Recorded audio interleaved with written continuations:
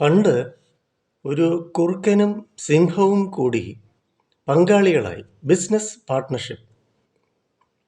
അപ്പം സിംഹത്തിന് കൂട്ടായിട്ട് ഈ കുറുക്കൻ കൂടെ നിൽക്കുമ്പോൾ സിംഹം വേട്ടയാടുന്ന മറ്റ് മൃഗങ്ങൾക്ക് അതിൽ നിന്നും ലഭിക്കുന്ന ഭക്ഷണത്തിൻ്റെ ചില പങ്ക് ഈ കുറുക്കനും കൂടി കിട്ടും.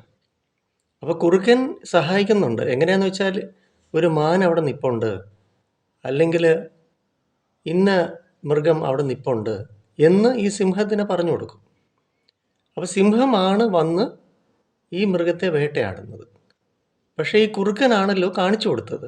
അതുകൊണ്ട് അതിൻ്റെ ഒരു കമ്മീഷനായിട്ട് ഈ മൃഗത്തിൻ്റെ ശരീരത്തിൻ്റെ ഒരു ഭാഗം സിംഹം ഈ കുറുക്കന് കൊടുക്കുന്ന ശീലമായി.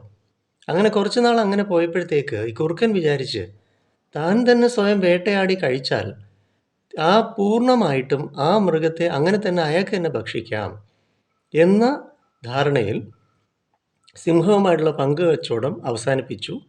താൻ തന്നെ സ്വയം വേട്ടയാടാൻ ശ്രമിച്ചു. പക്ഷെ എല്ലാം തോൽവി അടഞ്ഞു, വിജയിച്ചില്ല. സിംഹം എന്ന് പറയുമ്പോൾ അതിൻ്റെ കരുത്തും അതിൻ്റെ വേട്ടാനുള്ള ശക്തിയും ജന്മനസിദ്ധമായിട്ടുള്ള വാസനയും ഒന്ന് വേറെ തന്നെയെന്ന് കുറുക്കൻ പിന്നീട് തിരിച്ചറിഞ്ഞു. അങ്ങനെ തനിക്ക് ഭക്ഷണം കിട്ടാതെയായി, സ്വയം വേട്ടയാടി വിജയിക്കാൻ പറ്റാതെ ആയപ്പോൾ തിരിച്ച് വീണ്ടും സിംഹത്തിനടുത്ത് വന്ന് അഭ്യർത്ഥിച്ചു, വീണ്ടും തന്നെ പാർട്ട്ണർഷിപ്പിലേക്ക് ചേർക്കണം. അപ്പോഴത്തേക്ക് സിംഹം വേറൊരു കുറുക്കനെ തൻ്റെ പാർട്ട്ണറാക്കി അവരങ്ങനെ വിജയിച്ച് പോയിക്കൊണ്ടിരിക്കുകയാണ്. അപ്പോൾ നേരത്തെയുള്ള ഈ കുറുക്കന് ജോലിയില്ലാതെയായി. അപ്പോൾ ഈ കഥ നമുക്ക് പറഞ്ഞു തരുന്നത്, പെട്ടെന്ന് പൊടുന്നനെ നമുക്ക് ലഭിച്ചുകൊണ്ടിരിക്കുന്ന ജോലി അല്ലെങ്കിൽ സ്ഥാനമാനങ്ങൾ ചിന്തിക്കാതെ ഉപേക്ഷിക്കരുത്. നമുക്ക് നമ്മുടെ വരായികകൾ, നമ്മുടെ വരുമാനം, മറ്റ് സുരക്ഷിതമായിട്ടുള്ളൊരു ജോലി ഒക്കെ നോക്കിയതിന് ശേഷം മാത്രമേ എടുത്തുചാട്ടം പാടുള്ളൂ. ഇല്ലെങ്കിൽ നമുക്കിപ്പോൾ ലഭിച്ചുകൊണ്ടിരിക്കുന്ന ആ പങ്കും ഇല്ലാതെയാകും എന്നാണ് ഈ കഥയുടെ പൊരുൾ. അല്ലെങ്കിൽ കുറുക്കൻ്റെ അവസ്ഥയാകും. അപ്പോൾ അതുകൊണ്ട് ശക്തരായിട്ടുള്ളവരുമായിട്ട് പങ്കുചേർന്ന് അവരുമായിട്ട് യോജിച്ച് പോകുന്നത് ഒരു കണക്കിന് നല്ലതാണ്. എന്നിരുന്ന് നിങ്ങൾക്ക് സ്വയം ശക്തിയില്ല എന്നല്ല, കുറുക്കനെ പോലെ അങ്ങനെയല്ല. ഓരോരുത്തർക്കും ഓരോന്നും പറഞ്ഞിട്ടുണ്ട്.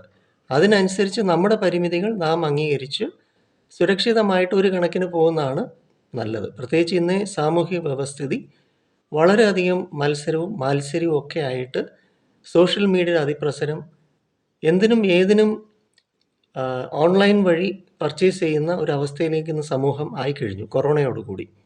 അപ്പോൾ അതുകൊണ്ട് ശരാശരി ബിസിനസ്സും ഈ പ്രൊഫഷൻസ് ഒക്കെ തന്നെയും വളരെയധികം ബാധിച്ചു കഴിഞ്ഞു. വളരെ ബുദ്ധിമുട്ടും പ്രയാസവുമായിട്ട് മാറിയിരിക്കുകയാണ് ശരാശരി ട്രഡീഷണലായിട്ടുള്ള ബിസിനസ്സും പ്രൊഫഷണൽസ് എല്ലാം.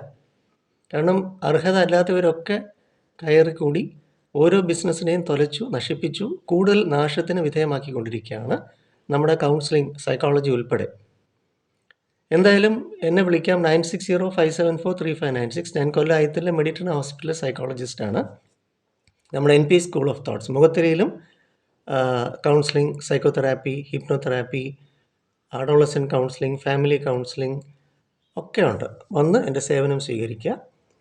നല്ലത് ശാസ്ത്രീയമായിട്ടുള്ളത് പ്രയോജനപ്പെടുത്തൂ. നമുക്ക് പങ്കാളികളായിട്ട് ജീവിത വിജയം കൈവരിക്കാം.